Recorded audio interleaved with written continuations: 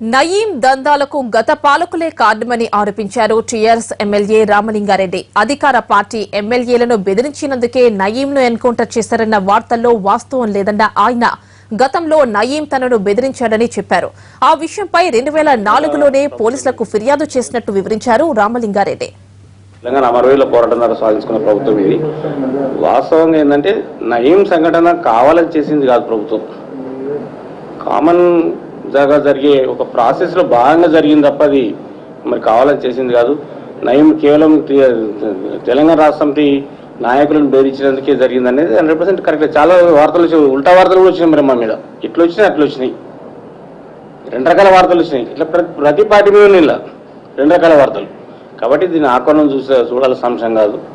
ఏదేమైనా సరే తెలంగాణ పోలీసు ఎక్కడైతే అరాచకాలు జరుగుతున్నట్టు ఇన్ఫర్మేషన్ వచ్చిందో దాన్ని సెర్చ్ చేస్తారు. సెర్చ్ చేసిన సందర్భంగా అక్కడ లోపల ఉన్న వ్యక్తి వెపన్ వాడకుండా సరెండర్ అయితే సరిపోతుంది. సరెండర్ వెపన్ వాడింది కాబట్టి డెఫినెట్ కౌంటర్ ఫైర్ స్టార్ట్ అవుతుంది. జనరల్గా ఏంటంటే 2004 ఎలక్షన్స్ కంటే ముందు పోటీ నుంచి విరమించుకోవాలని నాకు ఫోన్ చేసిండు. తలకాయ నరికేస్తామని అని చెప్పి ఫోన్ చేసిండు. నేను డైరెక్ట్ చెప్పిన ఎవడో ఫోన్ చేసి వినలేదు అని చెప్పి ఆ నెంబర్ను ట్రేస్ అవుట్ చేసి లోకల్ పోలీసుని కంప్లైంట్ ఇచ్చిన ఆల్రెడీ. అప్పుడు మా సిద్దిపేట ఉంటా కాబట్టి సిద్దిపేట పోలీస్ స్టేషన్లో కంప్లైంట్ ఇచ్చింది అప్పుడు.